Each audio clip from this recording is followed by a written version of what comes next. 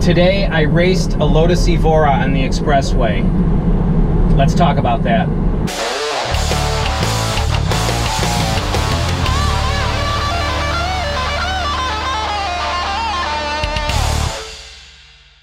Hey guys, welcome back to the vlog. So kind of a fascinating situation that happened today.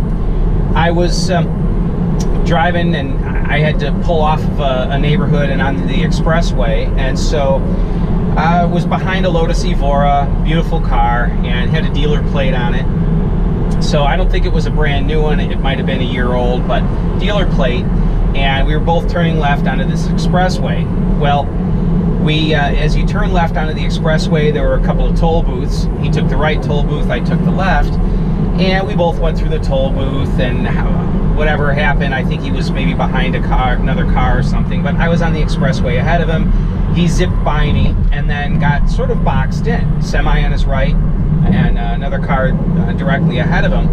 And it was a pretty high speed limit expressway, so I think we were going 60 at the time. The speed limit was above that, and he was kind of boxed in, and I could see the semi to his right starting to ease over, and I could see him getting ready to take that gap.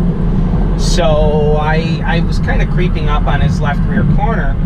The semi moved over, and the Lotus took that opportunity, changed lanes, started going around the car ahead of him, and then also took the very next lane to the right, directly in front of the semi.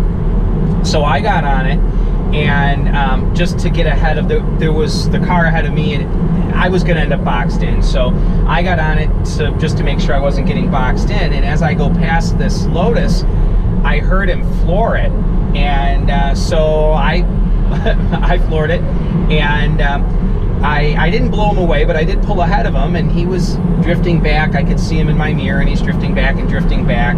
I don't know, I was at full throttle for maybe 5 seconds or so, again starting at about 60, and I was full throttle for maybe 5 seconds, and car was dead stable, it was fine, until I glanced down and oh my gosh, and I was going 118 miles an hour. So there were no cars ahead or anything, it was just clear, but oh my gosh, I let off, and I thought, geez, you know, I thought I was going maybe 90 or something like that, and which would have been over the speed limit, but not by much. Again, it was a high speed limit road, but wow. For those that talk about, and I've been one of them, that talk about the acceleration of this car is very strong up to 60 and it tapers after that. It still does accelerate pretty well above 60, and I never plan on going that fast again. I've had fast motorcycles and that in the past, and my need for speed is done. This was just kind of it was an odd circumstance. I wasn't setting out to race this guy, but it was kind of a fun situation, and I'm really glad that I let off when I did, just because I had no clue I was going that fast. Kudos to Tesla for making a car that's that stable. It felt exactly the same at that 118 miles an hour as it did, you know, when I was going 60 before that. So, and the car reached that speed effortlessly. So I let off, and the guy in the Lotus was still on it pretty hard. He probably went by me. I'm guessing he was going 130 by the time we met, because he had dropped back a ways as I was pulling ahead of him. And so it was an interesting situation, and I did a little bit of research. I'm not sure what powertrain his Evora had, and the year of it depends. Some of the Evoras have identical performance numbers to this car, but then there are also others that are lower in performance to this car. So obviously it was one of the lower performance Evora models to this. Again, I don't know what year it was, but it had a dealer plate but no sticker in the window.